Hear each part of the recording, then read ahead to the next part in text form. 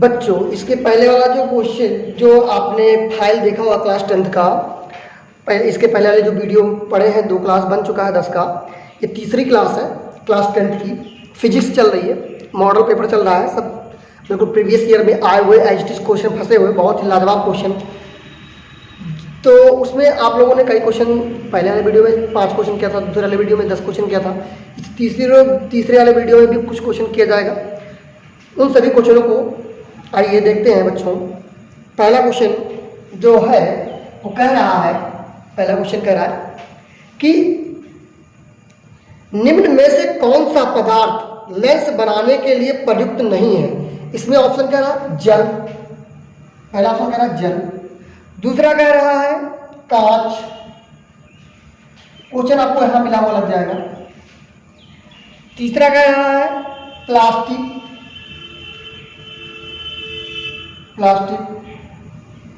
तीसरा कह रहा है बच्चों प्लास्टिक, और चौथा कह रहा है डी ऑप्शन मिट्टी।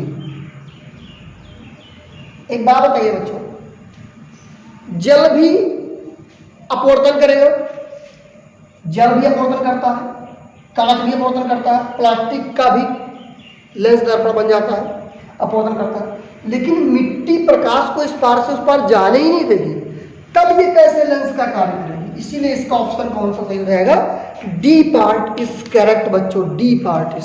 दूसरे क्वेश्चन में कह रहा है किसी गोलीय दर्पण तथा किसी पतले गोलीय लेंस, दोनों दर्पण है और लेंस है, तो एक दर्पण है और एक लेंस है। देखिए चाहे वो दर्पण हो और चाहे लेंस हो, अगर जो अवतल है तो फोकस दूरी ऋणात्मक होगी दोनों के लिए, और उत्तल है तो दोनों के लिए फोकस दूरी धनात्मक होगी बच्चों। तो कह रहा है दोनों की फोकस दूरियां -15 सेंटीमीटर है। ऑप्शन में कह रहा है दोनों अवतल, दोनों उत्तल, एक अवतल एक उत्तल, एक पहला उत्तल दूसरा अवतल, इस तरीके से आपको मिला हुआ है। तो उसमें बच्चों देखिएगा दोनों की फोकस दूरी निगेटिव में दी है, -15 सेंटीमीटर दी हुई है दोनों के लिए। जब दोनों के लिए माइनस में है तो दोनों के लिए जो अगर तो अवतल है तो अवतल दर्पण हो या लेंस हो बच्चों, इन दोनों की फोकस दूरी निगेटिव होती, और अगर यही पॉजिटिव होता उत्तल होता तो इन दोनों की, दर्पण की और लेंस की फोकस दूरी कितनी किसमें होती, पॉजिटिव में होती बच्चों फोकस दूरी। ठीक है, ये ध्यान दीजिए। तो इसका ऑप्शन जो आपका हो जाएगा बच्चों, दोनों अवतल, ए पार्ट इज करेक्ट हो जाएगा बच्चों, दोनों अवतल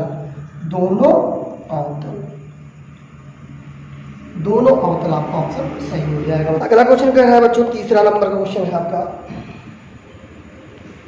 किसी बिंब मतलब वस्तु होता है बच्चों, बिंब का वास्तविक तथा समान साइज का प्रतिबिंब प्राप्त करने के लिए बिंब को उत्तल लेंस के सामने कहाँ रखें। देखिए उत्तल लेंस है बच्चों, तो समान साइज का जो बनाना है, तो समान साइज के लिए अगर यहाँ f है तो इसका गुना कर देंगे तो ये 2f हो जाएगा बच्चों, ये फोकस है तो इसका गुना कर देंगे तो 2f हो जाएगा।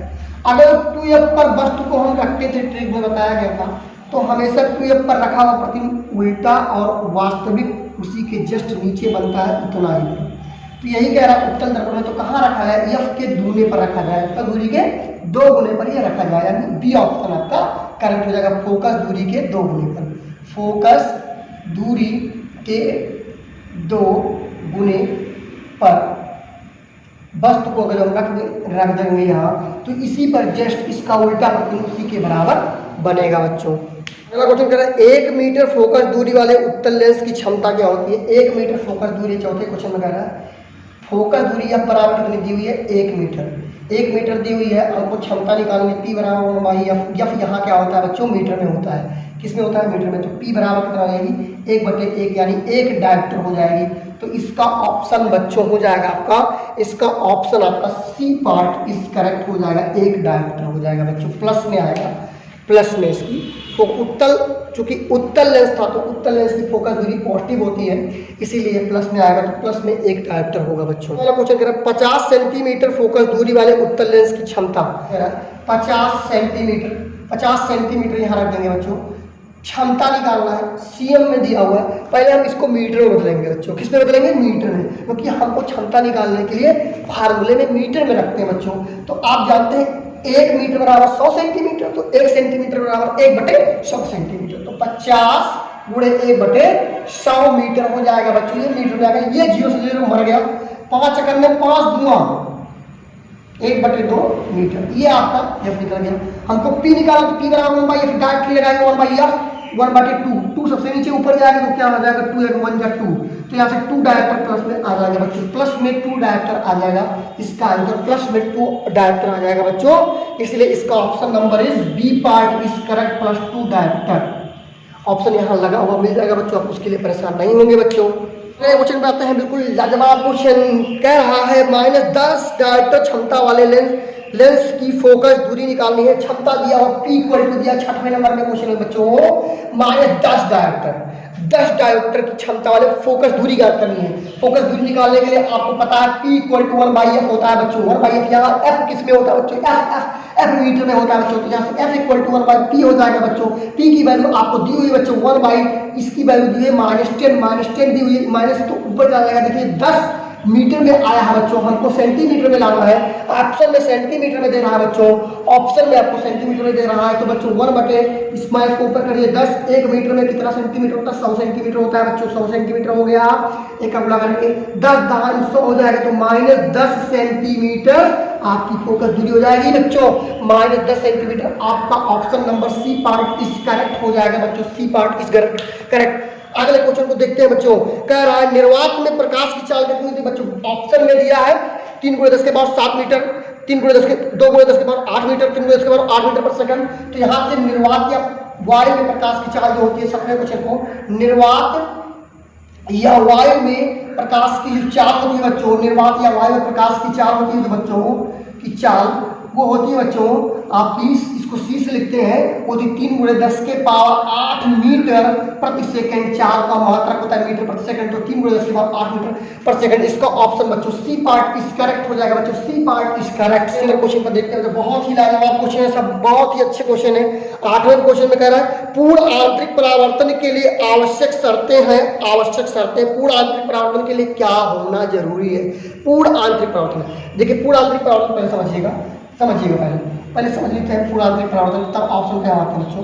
देखिए पहले जब हम विरल माध्यम और इसको मान लेते हैं सघन माध्यम, कौन सा माध्यम बच्चों, सघन माध्यम। पहला माध्यम, जब प्रकाश की किरण सघन माध्यम से विरल माध्यम में जाती है तो वो अभिलंब से दूर हटती जाती है, तो अभिलंब से दूर हट गई।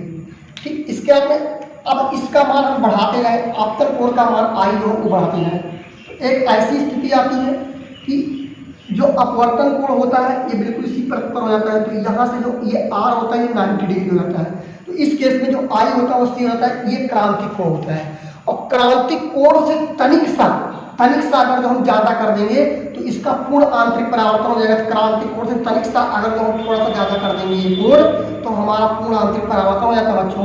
पूर्ण आंतरिक मतलब जिस माध्यम से आया उसी माध्यम में प्रकाश वापस चला जाएगा। क्रांतिक कोण से तनिक सा अगर हम कोण बढ़ा देते हैं बच्चों, आपतन कोण बढ़ा देते हैं तो पूरा का पूरा प्रकाश उसी माध्यम में पुनः वापस लौट जाता है, तो प्रकाश की इस घटना को पूर्ण आंतरिक परावर्तन कहते हैं। और जिस भाग से इसका पूर्ण आंतरिक परावर्तन होता है वह भाग बिल्कुल चमकने लगता है, तो बहुत ही मतलब चमकदार बिल्कुल दिखेगा बच्चों, ये पार्ट आपका चमकदार दिखेगा। ठीक है बच्चों, तो यहाँ से ऑप्शन में कह रहा था बच्चों प्रकाश किरण विरल माध्यम से सघन माध्यम में जाए, प्रकाश किरण सघन माध्यम से विरल माध्यम में जाए बच्चों, बी पार्ट सघन माध्यम से प्रकाश किरण विरल माध्यम में जाती है। या इसका एक ऑप्शन और बना सकता था बच्चों की क्या होना चाहिए, क्रांतिक कोण से तनिक सा ज्यादा होना चाहिए, ये भी बन सकता था, लेकिन बी पार्ट करेक्ट हो जाएगा, सघन माध्यम से विरल माध्यम प्रकाश को जाना होगा तभी वह पूर्ण आंतरिक परावर्तन दर्शाएगा, अन्यथा दर्शाएगा नहीं। बिल्कुल समझ लीजिए, आसमान धुआंधार से सुनो की शुरुआत करते हुए अगले क्वेश्चन पे चलते हैं बच्चों।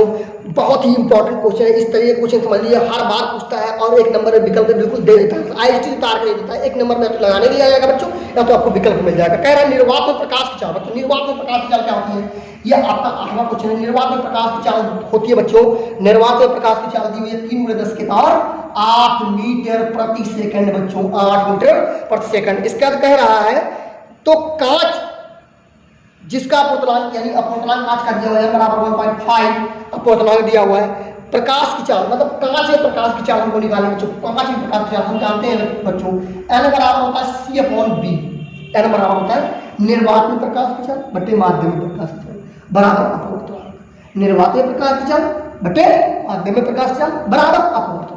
तो यहाँ से एल की वैल्यू दी हुई 1.5 पूरे, इसकी वैल्यू कितनी दी हुई बच्चों 3 × 10 के पावर 8 मीटर प्रति सेकंड। बी का मान आपको निकालना है, डेढ़ हो गया, डेढ़ दूनी 3, यहाँ से बी करने बी हो जाएगा यहाँ से 2 × 10 के पावर 8 मीटर प्रति सेकंड, यहाँ से इसका मान हो जाएगा बच्चों। तो यहाँ से इसका option is correct, D part हो जाएगा बच्चों, डी पार्ट इज करेक्ट हो जाएगा बच्चों। बहुत ही अच्छे क्वेश्चन थे बच्चों। 9वें क्वेश्चन पे आते हैं बच्चों। 9वां क्वेश्चन कह रहा है बच्चों, कह रहा है किसी दर्पण के सामने किसी वस्तु को रखने पर, किसी दर्पण के सामने किसी वस्तु को रखने पर उसका प्रतिबिंब वास्तविक व उल्टा आकार में कुछ छोटा बनेगा। कौन कौन से ऑप्शन दिए हुए हैं? वास्तविक बन रहा है उत्तल, दूसरा ऑप्शन दे रहा है अवतल, तीसरा ऑप्शन कह रहा है सी ऑप्शन कह रहा है समतल, और डी ऑप्शन कह रहा है उन्नत। इनमें से कोई नहीं। ठीक है बच्चों, ये अवतल है। ठीक है, और क्या है ये आपको दर्पण दिया हुआ। देखिए बच्चों, दर्पण में मैंने बताया था दर्पण की 6 स्थितियां होती हैं। 6 स्थितियों में 5 स्थितियां वास्तविक होती है, 1 स्थिति आभासी होती है। और उत्तल दर्पण में आपको सभी स्थितियां हमने बताया था आभासी होती है। समतल दर्पण में हमेशा आभासी प्रतिबिंब बनता है। समतल और उत्तल दर्पण में हमेशा आभासी प्रतिबिंब बनता है। ये बात अपने दिमाग में बिल्कुल घुसा लीजिए, समतल और उत्तल में हमेशा आभासी प्रतिबिंब। अवतल दर्पण की 5 स्थितियों में वास्तविक प्रतिबिंब बनता है, यानी ऑप्शन आपका तो बी पार्ट करेक्ट हो गया। और एक स्थिति जब हम पोल और फोकस के बीच में रख देंगे तब इस तरह बनेगा, तब एक स्थिति आती है आभासी।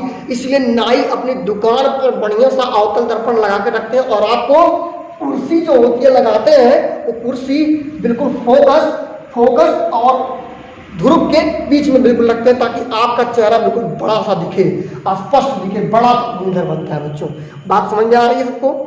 आगे बच्चों 2 नंबर के अंक के प्रश्न उत्तरीय प्रश्न रहेंगे, वो आपको पढ़ते हैं हम। क्वेश्चन आपको लगा मिल जाएगा। कह रहा क्या क्वेश्चन, गोलीय दर्पण की फोकस दूरी तथा वक्रता त्रिज्या में क्या संबंध होता है? गोलीय दर्पण की फोकस दूरी वक्रता त्रिज्या की आधी होती है, लेकिन दर्पण का जो व्यास हो वो छोटा माना जाए तब। तो यहाँ से क्या होता है कि बच्चों 10वां क्वेश्चन में हमको R और F में संबंध निकालना है। तो F बराबर होता है R/2, ये फार्मूला आप जानते हैं।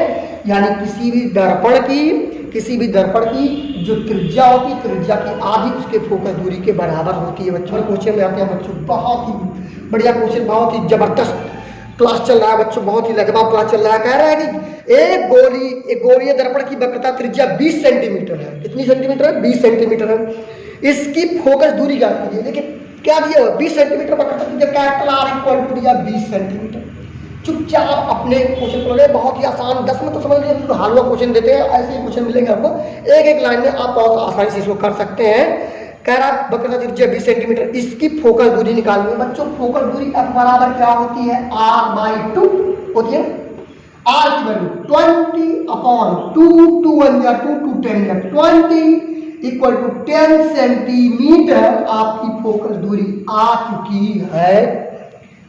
12 नंबर में कह रहा है क्वेश्चन कि अवतल दर्पण तथा उत्तल दर्पण से बनने वाले आभासी प्रतिबिंब में क्या अंतर होता है? देखिए, अवतल दर्पण और उत्तल दर्पण, थोड़ा ध्यान से समझिएगा क्या अंतर होता है, बात को समझिएगा थोड़ा सा। ये फोकस हो गया, ये आपका वक्रता केंद्र हो गया, ये आपका पोल हो गया। यहाँ से ये आपका उत्तल दर्पण हो गया, उत्तल दर्पण। यहाँ से इसका फोकस इधर हो जाएगा, वक्रता केंद्र इधर हो जाएगा। देखिए बात को समझिएगा, उत्तल ये आपका अवतल है, अवतल दर्पण, और ये आपका उत्तल दर्पण। बच्चों अवतल दर्पण में अनंत पर रखते हैं तो वस्तु फोकस पर, प्रतिबिंब फोकस पर। थोड़ा अनंत और वक्रता केंद्र के बीच में लाते हैं तो हमारा फोकस और वक्रता केंद्र के बीच में होता है। आपको एक ट्रिक बताया गया होगा, IICC double F triple C double I। पहले सिंगल कवर करेंगे, फिर डबल कवर करेंगे, फिर सिंगल कवर करेंगे, फिर डबल कवर करेंगे, फिर सिंगल कवर करेंगे। बच्चों मेरे सभी वीडियो आप देखेंगे तो उसमें हर एक में कुछ ना कुछ ट्रिक बताए गए हैं, इसलिए आपको बहुत जरूरी है 10 वाले बच्चे जो हैं या 12 वाले बच्चे जो भी हैं, जो यूपीएससी लेवल तक के जो क्वेश्चन मैं जिस वीडियो में करवा रहा हूँ उसको भी आप लोग जरूर देखिए बच्चों, क्योंकि वो सब बहुत ही इंपॉर्टेंट है, वो आपके बेसिक कॉन्सेप्ट पर ही आधारित है। उसको पढ़ेंगे तो आपका बेसिक बहुत क्लियर होता जाएगा बच्चों। तो यहाँ से ये फर्स्ट स्थिति, ये सेकंड स्थिति, ये थर्ड स्थिति, ये फोर्थ स्थिति और ये फिफ्थ स्थिति। इन 5 स्थितियों में प्रतिबिंब जो वस्तु होता है वो वास्तविक होता है और उल्टा होता है। वास्तविक और उल्टी मत लिखिएगा, उल्टा लिखिएगा, बात समझिए। पहली स्थिति में वस्तु को जब हम अनंत पर आई फॉर इन्फिनिटी होता है बच्चों, आई फॉर इन्फिनिटी अनंत पर रखते हैं तो प्रतिबिंब कहाँ बनेगा, फोकस पर बनेगा, यहाँ फोकस पर। अनंत और वक्रता केंद्र पर यहाँ कहीं वस्तु को रखते हैं तो फोकस और वक्रता केंद्र के बीच यहाँ कहीं बनेगा, वास्तविक बनेगा। जब वक्रता केंद्र पर रख देते हैं तो वक्रता केंद्र पर उसी के बराबर होता है। जब वस्तु को वक्रता केंद्र और फोकस के बीच में रखते हैं तो प्रतिबिंब वक्रता केंद्र और अनंत के बीच में यहाँ कहीं बनता है, और जिसमें अनंत शामिल होता है फिर धीरे धीरे बड़ी होती जाती है, बड़ी होती जाती है। देखिए इधर अनंत इसमें शामिल है तो वस्तु बड़ी होगी, इधर अनंत इसमें शामिल है तो प्रतिबिंब बड़ा होगा, तो यहाँ रख देंगे तो प्रतिबिंब बड़ा होता जाएगा। देखिए वास्तविक होता जाएगा, फोकस पर रख देंगे तो अनंत का बनेगा तो बहुत बड़ा हो जाएगा। तो इन केसों में वास्तविक प्रतिबिंब बनते हैं। और इस केस में आप कहीं भी रख दीजिए तो हमेशा इस फोकस पे बनेगा या फोकस और पोल के बीच में हमेशा बनेगा। छोटा बनेगा, बहुत ही छोटा बनेगा, बहुत ही छोटा बनेगा, आभासी बनेगा, सीधा बनेगा। लेकिन इसमें एक स्थिति ऐसी होगी जब हम फोकस और पोल के बीच में रखते हैं किसी वस्तु को तो वह स्थिति वस्तु को बिल्कुल बड़ा बनाती है। इस तरीके से समांतर किरणें चलेंगी और यहाँ से आपकी समांतर किरणें जैसे फोकस से होकर यहाँ जाकर प्रतिबिंब बनाएंगे। ये स्थिति आभासी स्थिति होती है, यह स्थिति आभासी स्थिति होती है। तो इस स्थिति में जब आप वस्तु रखा होता है इस स्थिति में तो वस्तु सीधा आभासी और प्रतिबिंब सीधा आभासी और वस्तु से बड़ा बनता है बच्चों। बहुत ही अच्छा कॉन्सेप्ट था, इस ट्रिक को आप याद रखेंगे। एक ऐसी स्थिति लास्ट में छठी स्थिति जो होती है यही सिर्फ आभासी बनाती है। तो इसमें और इसमें अंतर आपको स्पष्ट दिख रहा होगा कि इसमें 5 स्थितियां ऐसी होती है जो वास्तविक प्रतिबिंब बनाती है, एक स्थिति आभासी बनाती है, परंतु वह आभासी प्रतिबिंब जो होती है वो वस्तु से बड़ी होती है और सीधी होती है और आभासी होती है। और इसमें प्रत्येक स्थिति में वस्तु से छोटा प्रतिबिंब बनता है और हमेशा आभासी और सीधा होता है। ये इसमें अंतर होता है बच्चों। इस क्लास का अंतिम क्वेश्चन है बच्चों, 13 नंबर क्वेश्चन कह रहा है अवतल दर्पण के 2 उपयोग लिखिए। यही पूछता है, अवतल दर्पण और उत्तल दर्पण के उपयोग कभी कभी पूछ लेता है बच्चों। तो अवतल दर्पण के उपयोग पूछा तो अवतल दर्पण के उपयोग सबसे पहले आप लोगों को बताया कि जो हजामत की दुकानें होती है, नाई की दुकानें होती हैं, वहाँ जो दर्पण लगा होता है वहाँ इसका उपयोग करते हैं। क्यों करते हैं देखिएगा बच्चों, क्योंकि जो हजामत में कुर्सियाँ लगी होती है जहाँ दाढ़ी बाल बनाते हैं नाई, उस कुर्सी को अवतल दर्पण के ध्रुव और फोकस के बीच में रखते हैं। जब इस कुर्सी को फोकस और इसी पर आप बैठते हैं इस कुर्सी पर, तो जब इस स्थिति में रखते हैं तो इस स्थिति में मुख्य रूप से 2 किरणें चलती हैं, एक समांतर किरणों को मान लेते हैं और एक प्रकाशित किरण से, ये बिल्कुल सीधे से निकल जाती है आपको 3 बजे। तो ये आभासी तौर पर ये फैलती हुई ऐसे जाती है, ऐसा लगता है इधर नहीं मिलेगी, तो ये आभासी तौर पर पीछे मिलेगी यहाँ, और आभासी प्रतिबिंब यहाँ बनते हैं। तो देखिएगा बच्चों जब इस स्थिति में रखते हैं तो यहाँ आभासी प्रतिबिंब बनता है, सीधा प्रतिबिंब बनता है और वस्तु से बड़ा। यानी आपके जो दाढ़ी वगैरह बनवाते हैं तो आपका बाल जो होता है वो बड़ा बड़ा दिखता है, जिससे आप स्पष्ट रूप से समझ पाते हैं कि हमारा कहाँ गड़बड़ है, फेस कहाँ बाल छूट रहा है, कहाँ नहीं छूट रहा है, कटा है कि नहीं कटा है। इस स्थिति को आप पहचान सकते हैं। इसीलिए नाई जो होते हैं दुकान पर अवतल दर्पण का उपयोग करते हैं। दूसरा ये हो सकता है कि जो डॉक्टर लोग होते हैं कान नाक आँख में जो रोशनी डालते हैं उसको देखने के लिए भी उत्तल दर्पण का प्रयोग करते हैं, अवतल दर्पण का उपयोग करते हैं। डॉक्टर जो लोग होते हैं अवतल दर्पण के लिए गले में, नाक में, कान में जो लेंस होता है उसमें अवतल दर्पण का उपयोग करके बनाते हैं। और जो टार्च होती है उनकी भी टार्च भी अवतल दर्पण की ही बनी होती है, प्रयोग की जाती है, जिससे वो बिल्कुल सीधा प्रतिबिंब बिल्कुल स्पष्ट रूप से दिखा सके। क्योंकि जो अवतल दर्पण होता है बच्चों, एक बात ध्यान दीजिए, अवतल दर्पण होता है ये कन्वर्जिंग होता है। कन्वर्जिंग का मतलब होता है किरणों को इकट्ठा करता है, कन्वर्जिंग होता है। तो ये किरणों को इकट्ठा करता है।